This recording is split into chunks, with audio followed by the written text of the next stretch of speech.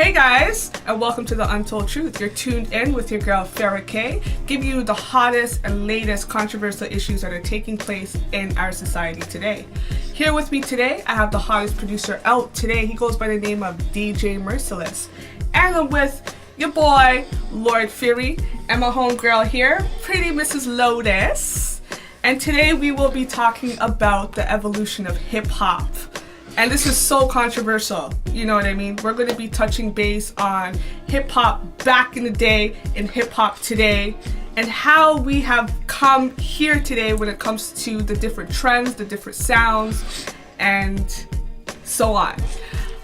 So before we get this discussion on and going, I just kind of want to let the audience know who these people here with me are. So why don't we start off on my right. Who is DJ Mercilles? I'm a producer for the Moon Crickets. I am a DJ. I'm an engineer and the overseer, basically, of a lot of hip-hop projects. That's what's up. And who's Mr. Lord Fury? I'm Lord Fury, the judge and jury.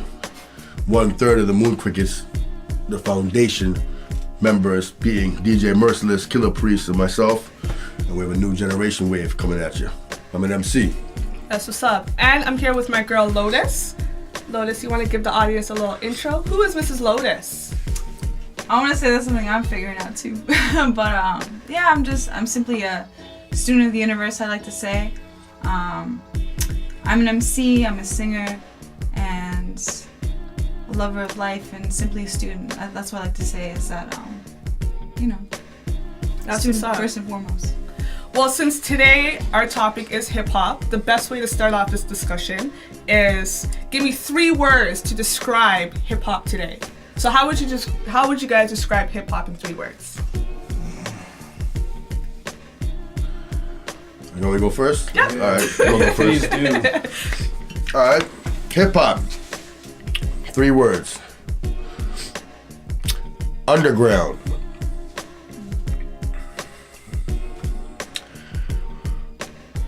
Sacred.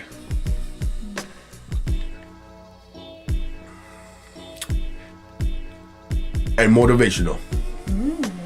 All right. What about you, Lotus? 3 words to describe hip-hop. Never ending.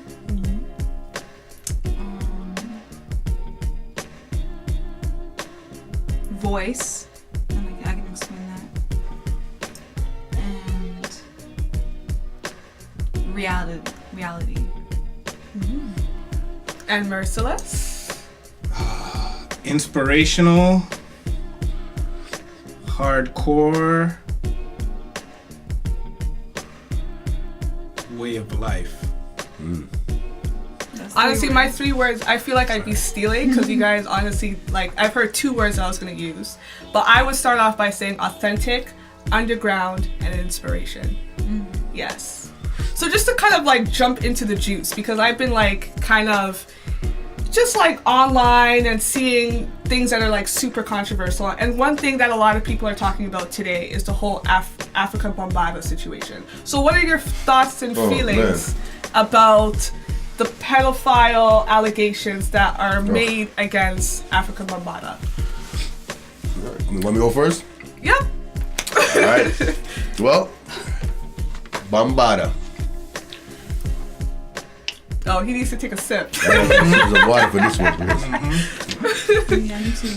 Pertaining to Afrika Bombaata, brother was a man that did a lot of shit in the Bronx for people, but he also did a lot of shit to people. So there's mixed emotions.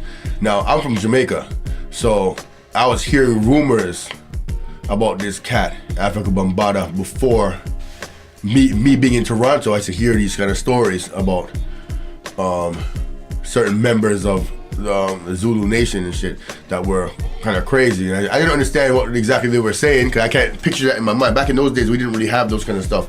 But you can't have 15, 20 men coming out the closet and deciding that what Bambaataa did to them, he's actually going out there and speaking this shit. They're not getting no money for this shit. So how I feel about the situation is me judging from the background of it, me, I don't like pedophiles. You know? Me, if I get a chance to catch one, I'll shoot him in his face. That's just me, though. I don't think there's any chance for rehabilitation for a person that's been doing it over a portion of years like that. I don't give a flying fuck what the hip-hop community has to say about it. They can kiss my ass. You see, because if I'm quite sure that if a man got founded by another big man, they're not gonna like that shit as they get older. So my thing is, to me, pedophiles, that's just why my stance on this shit is death penalty. I'd give more lenience to a gangster than to a pedophile by far. A gangster's got a different kind of code than a pedophile. Pedophiles have no code. They're looking at little people's bums, little small people's bums, and taking advantage of situations, especially poor people. I don't got love for that shit. You know what I'm saying? So where I stand on that is exactly where I stand. I'm like, if he's guilty, and he has not really been coming out and saying nothing about the situation. That's what I'm saying. He's not, you know what I'm saying? If you're innocent, you would have come out right away and been like, yo, let's squash this. I did not do it.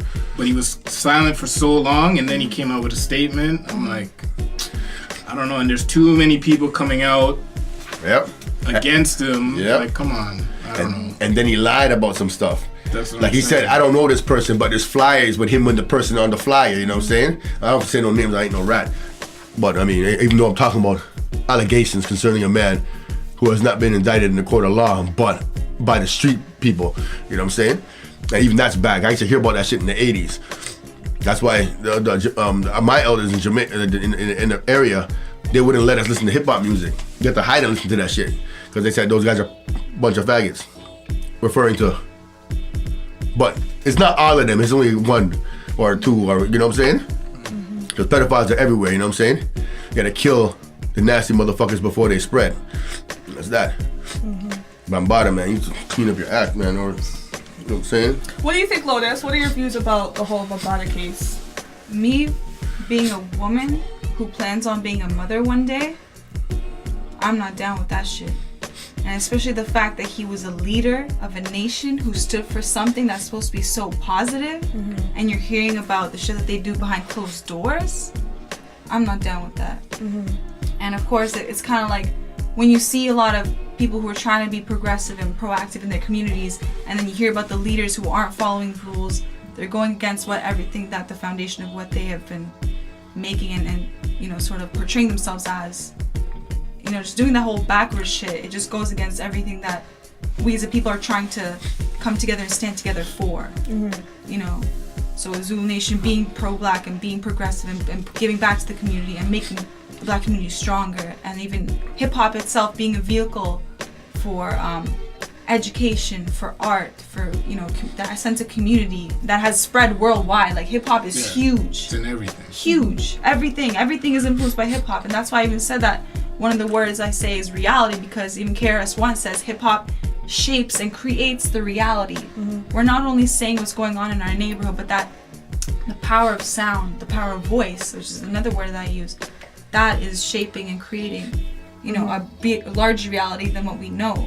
So for the fact that we have these powerful people using their power for evil, you know, like I just said in the beginning, like I plan on being a mother, so any pedophiles, I kill them all. I don't give a fuck. I don't give a fuck. I'm with you on that. I don't. How do you feel about it, Farrah? To be honest, as of right now, because I realize that we all use the word allegations, but then I do agree on why would somebody just come out and just say these things, because I feel like it all comes down to, because there's always a stigma that sticks to a man when he comes out with not even just like being molested as a child or sexually assaulted or being homosexual or whatever the case is. So like, I'm not saying it's true, but looking at the evidence and looking at, again, what you said, DJ Mercilles, the fact that when these allegations did come out and how long it took for him to actually come out with a statement and actually do the interview to like express how he feels. Yeah. So now I'm kind of looking at the case like, yeah, I can't really give you the benefit of the doubt. You get what I'm saying? Where there's smoke, there's fire. Yeah.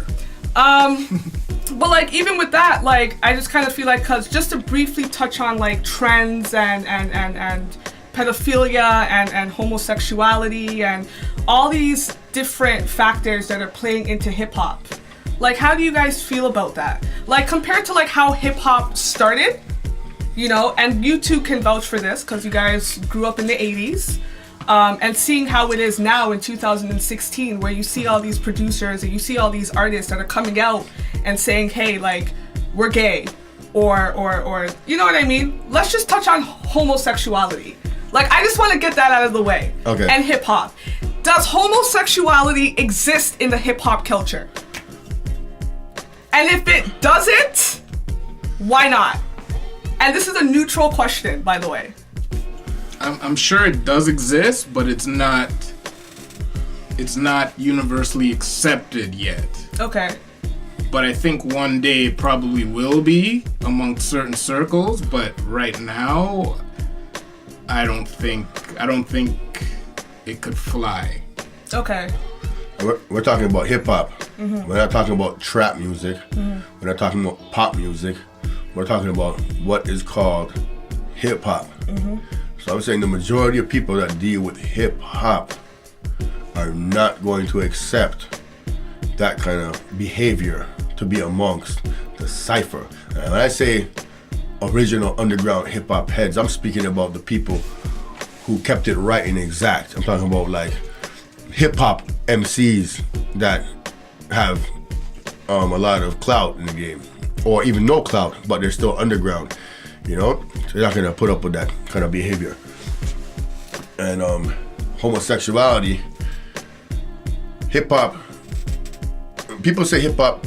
Well, hip hop came from, you know, hip hop is just another art form of black, conscious, awesome music that we come out with. You know what I'm saying? So we have like people gonna say that. Okay, I used to say that hip hop came from Jamaica. But that's not true. It's impossible because all it is speaking on a beat. Drum beats come from Africa. If you want to get down technical with the shit, and in Africa they don't really stand for homosexuality like that. If y'all know, so I'm saying like the black arts, the soul of it has to do with man, woman, and child.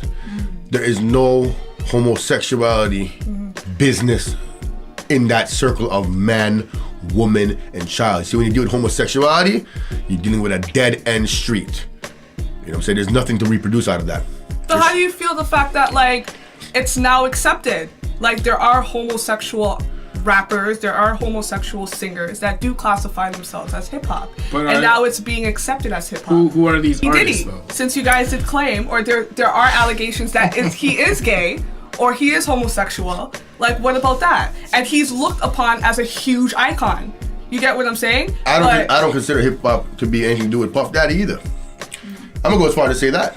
But even Puff Daddy would Puff Daddy as hip hop as well. Daddy is one of the main reasons why hip hop took a downturn. I had to go back underground again. You see, during the Bad Boy era, you had Bad Boy Records, and the major things were like Bad Boy Records. Then you had Wu-Tang, that's in the East Coast, and then you had other groups that were affiliates from like Queen. You had Nas and Mobb Deep, but Biggie them were dealing with a more corporate. They were more commercial. Like they're trying to make pop music. They're taking old hits from the disco era, and it's basically looping it and rapping on the goddamn thing. So I don't consider that hip hop. Well, it can be considered. Biggie's a hip hop. Biggie's a hip hop. It's commercial. It's rap music. It's no different than Young MC. I'm gonna go as far to say that. But it was a little bit different in the fact that Biggie had street cred. Biggie's dope. That's what turned everything. Yes. Biggie having one foot in the streets and then having Puff Daddy on his side, playing both sides of the fence, is what turned hip hop. Because prior to Biggie, you could not have an R&B singer do your hooks. That's right. And have it be cool. And underground people love it and commercial people love it. That's right. It used to be shunned. Like, get out of here with that shit. What's with the singing hook shit? Where's the scratching? Where's the cuts? But what was R&B looked upon like back in the day? As R&B. Everything was separated. Okay. So you had R&B over here, you had reggae over here, you had hip hop over here. Oh, but it was cool, like to have someone sing over the hook. It was cool in Cold World. It became cool once Puff Daddy and Biggie did it. Oh right, like more. Prior to that, there was maybe a handful of songs where you saw a rapper and a singer make a hit, and it was legitimate and everybody was cool with it. Yeah, and Cold World, that was the difference between Cold World and Biggie's small songs is that Cold World is gutter. They got a person from the block to sing that hook. Yeah. You know what I'm saying? But then on the remix, they got D'Angelo. And D'Angelo's still gutter. Yeah, he was. He's a hood nigga, you know what I'm saying? And he's real. He doesn't like hide and talk. He's like a person that stand up cat, you know what I'm saying? So people respected that. And they're not talking foolishness. They're not talking about Versace. Although Versace, the people who own Versace didn't even want Biggie wearing their shit. They weren't talking about how much bottles of Moschino and this crap. That everybody was popping bottles of Chris and this and that. Poor black people taking their little drug money that they're getting, wasting it on corporate white cracker America. And making them get rich while they on the upfront scene are looking down upon the same people that are using their shit. I'm saying there's a difference between Wu-Tang. Wu-Tang was actually trying to do it to uplift people for a portion of time. I'm not too sure exactly what happened later on, but say for the original and the initial vibes was. Why do you say that? You don't know what happened over time, like. Money can make anything go bad. You know what I'm saying? Once you get corporate money, a taste of that corporate money, anybody can like just forget where they come from and stuff. I'm not saying they forgot where they came from, but I'm quite sure that a lot of people would like to hear the original. Like everyone wants to hear that original sound. RZA had that sound that was nasty. The original sound of Wu-Tang with the samples. Shaolin, Shadowboxing, that kind of shit. You know what I'm saying? Your name is Wu-Tang. You're supposed to be using the Wu-Tang movies at will and putting fire beats behind that and spitting that raw stuff for the people to learn from. You know what I'm saying? At all times, without hesitation. Because that is a lane that you created for yourselves and nobody else can step in that lane. You know what I'm saying? But where do you, that's what I'm trying to figure out. Because when you listen to old school rap, and it's really focused on uplifting the community, encouraging and inspiring the youth. And then now we listen to new school rap that again talks about Versace and Gucci and drugs and guns. But don't get it twisted. Stuff was happening in '95. People were talking about that same shit. Yeah. It got materialistic. I would say when Biggie, Jay-Z, these guys started talking about, yo, what are you doing? Get your money up. It became a money thing. Once money came into the equation, it was a wrap. Because they brainwashed a whole section of society that had no money, and then they were like, yo, it's about getting this money. Let's get this money. Forget everything else. And then that's when the whole game got twisted. So, where does that leave hip-hop today, then? If that's the case? Because now we have all these corporates, we have all these industries, you know what I mean, that are, signing these talented artists, you know what I mean, that do start off uplifting communities and trying to do positive things and have context that actually encourage people to do the right thing. You get what I'm saying? But now that these corporates are in line, where does that leave hip-hop now? You get what I'm saying? When corporations are involved, hip-hop as a positive force can only go so high. They will not let it go past a certain level. Yeah, because now they're the puppets, right? Now it's you are going to be this kind of artist. I will put this amount of money into you, but you have to talk about what I want you to talk about. Exactly. And this is what you're going to say. This is going to be played on the radio 100 times a day, and then that's going to go into the people's heads. Okay, so I'm new school. I'm a 90s baby. So you're a 90s baby as well. So give me some examples of rappers who did start off, again, contextually speaking, uplifting the youth, positive lyrics, and then again, once they got corporate, once the industry and the money started getting involved, it starts getting all materialistic. You start talking all this Gucci, Louis, Prada, guns, drugs, all that bullshit. I just want to know. Wow. That's a question that needs to be answered. First, you want to touch this, or you want me to go in it? I don't know. You start and I'll finish it. You start, because you like to start things. Yeah. All right, the question was, who started off positive and then turned over to the other side? I'm going to say, don't go on record to say this, Nas is one of the illest MCs ever. Had one of the most influential personas in the game, considering that he was not really about that street life. He was basically looking up and down the street of the block and basically recording on paper what he was seeing. You know, which is what a poet does. Mm-hmm. To me, Nas could have done a lot more than what he did. For sure. He basically, I feel like he turned his back on the people. You know, I'm not too sure if it's with that meeting that he had with Puff Daddy that kind of made him go a little bit wavery. I'm not too sure exactly what it was that changed him and made him not want to deal with, because he was talking some hard revolutionary shit one time, man. He was just great. I know I can. I know I can. I know Like, I can. you know what I'm saying? And now he's just, I don't know what he's doing. I don't even listen to I think in Nas's defense, he talks about stuff that's involved in his life during that writing period. Because if you talk about the I Know I Can, then you move to when he was in the beef with Jay-Z. He came back because he had to. That would have been the end of his career. He came back with Ether. He started rapping hard again. But then once the battle was over, then it was like, okay, let me make some money. When his battle was over, he sold himself to Jay-Z. But that's what I'm saying. And what happened to him after that? Nothing.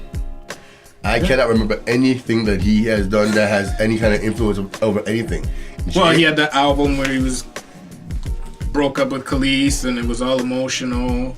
Again, what in the blue blazing saddles of hell does Nas have business doing? Well, that's like a different side of him. Okay. Like, I feel like as an artist, Yeah, but when you he- create an album, like, you'll have the more aggressive side of you. You'll have the more conscious and revolution side of you. And then you'll have, like, the lovey-dovey, you Yeah. know, like, emotional, sensitive side of you. You get what I'm saying? Yeah. And, like, I feel like that But he album did was- the whole album was like that. For true Nas fans, I don't think they wanted to hear a whole album of him. But it was new, basically- and it was different. Okay, but look at like Method Man, like all it's just hard, but you got All I Need, which I think is like my favorite love song in hip hop, or like one of my favorite. You know, he just needed that one. But he Or still he- did it in a hood way, though. Right? Yeah. It didn't Like, seem like he was like He wasn't begging whining. for the woman's love. Like he's not 112. Right. Like why are you Right. whining and begging? Like right. Like, come on, Love you're a that. man. Yeah. You don't do that on record. Records are forever. I think people fail to realize that fact. Once you put it on wax, It's a wrap. forever. It's a wrap. I will forever remember That you did that album. that he did that shit. And I looked at him differently for doing that shit. Yeah. I'm a total agreement with you. You know what I'm saying? 'Cause you listen to the first album. Oh my God. You know what else I want to say is like when it comes to these records that artists can only do so much. Like it's up to the people to really grasp that, take it in, and have the understanding to be able to teach that to their kids and make it an influence. I can say the most, like give you the most profound knowledge, but if you're not willing to understand that, take that in, understand what I'm saying, and pass that on to someone else, like the next generation, then it's kind of like talking to a wall. You know what I mean? So we can't always expect the artist to, I don't know, like almost not like raise us, but like to give us Give us everything. what we need. Yeah. Like we have to, as a people who aren't in their shoes and don't know what they're going through, because at the same time, like, you know, you were mentioning the meetings that some of these artists have to do and they end up switching, or the money coming into the equation, them changing on that basis. We have to take into consideration that they are human as well, as much as we are. So and it wasn't all positive either. Like as we were mentioning that they were like reporters. Rappers were reporters. They were just talking about what their reality was, what was going on in their time. And a lot of it wasn't positive. And that's why people could grasp onto it, because people could relate. And then of course when they became big stars and they had other things to talk about, new experiences. And there's shit that they can't even talk about because it's so either traumatic or just so crazy that they can't take it. So a lot of them what happens? A lot of them become drug addicts. A lot of them are alcoholics. You know, they just don't know what to do because they have stepped into a whole other game that they never would have expected. Yeah, and they were us young. as listeners, we don't see that. 'Cause Right. There's always expectations when it comes to like artists. Right. You get what I'm saying? They come out with an album, it might be hot, and the second album comes out, and we're expecting. Yeah, like who You are know, we to judge? But that's the nature of the beast, It though. is. It is. If you make a classic, everybody expects the next one to be a classic. Yeah, it is. It is. And there's nothing wrong with So same the question audience to you.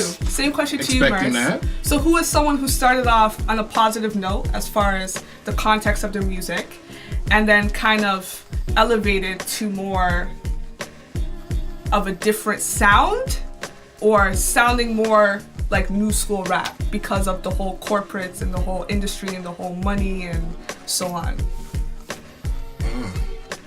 So he's mentioned Nas. Unfortunately, we can't use Nas again. No, obviously. You know what? I feel like almost everybody tried to adapt to what was going on. Mm-hmm.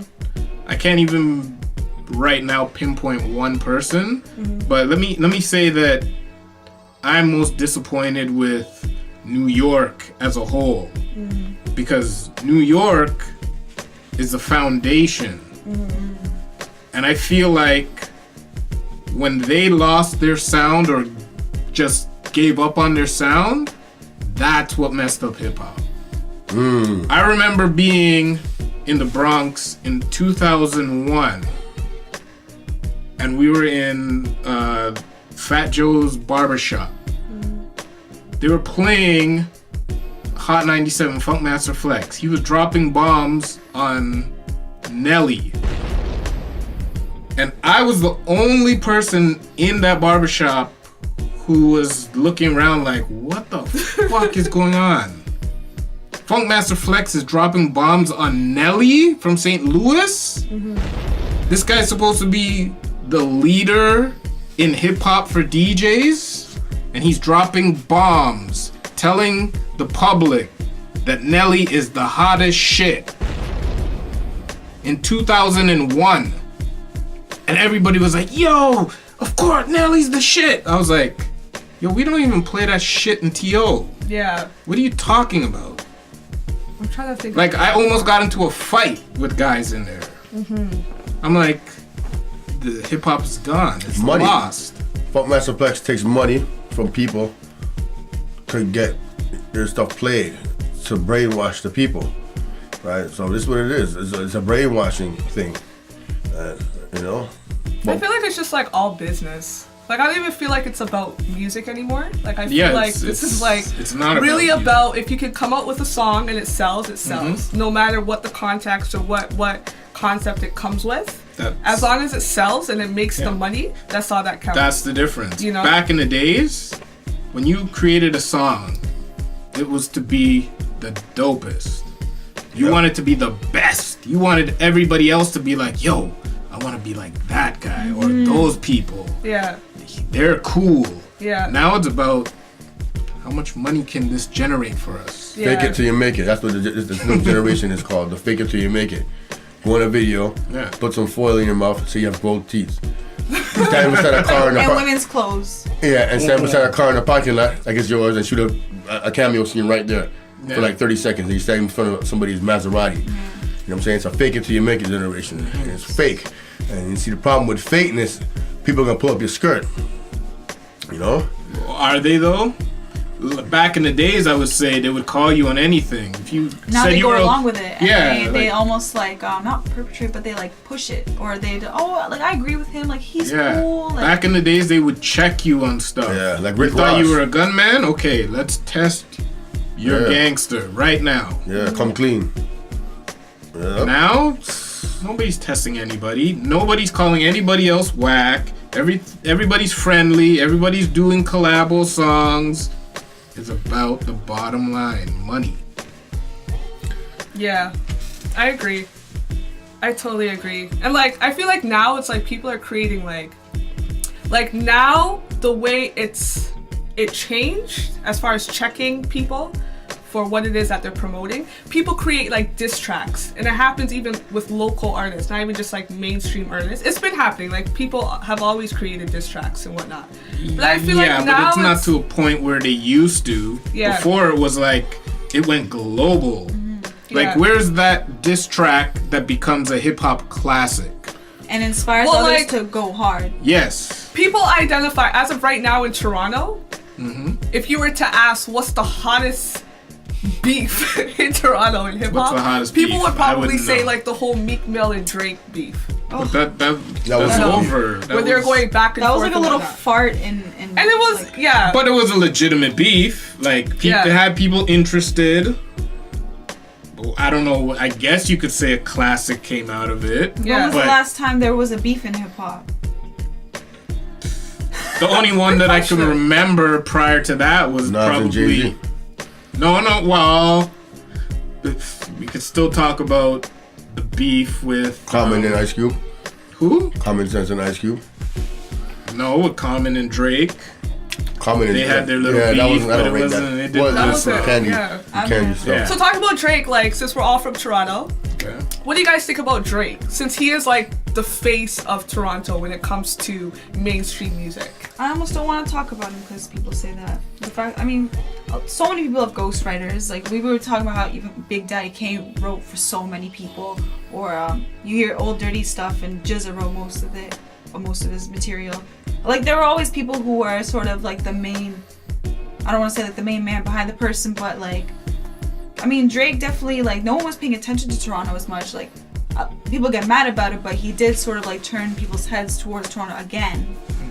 You know, like there were incredible artists, but people still didn't really know about Toronto, and we've become the new New York. Yeah, we have. You know, but it's because of that commercial success that he has access to all these people, and people are like he can easily be used. Like, he's marketable. That's. Are you a fan of Drake's music? Like do you listen to Drake? Like as far as his new album that no. came out? No, I What don't are your follow. views about Drake? You as a producer, you work with a whole bunch of artists. Yeah. You know, so you hear different sounds. I mean- so listening to Drake, what are your thoughts? Like, what are your views about Drake? I think Drake has influenced a whole heap of people. So he has a lot of power.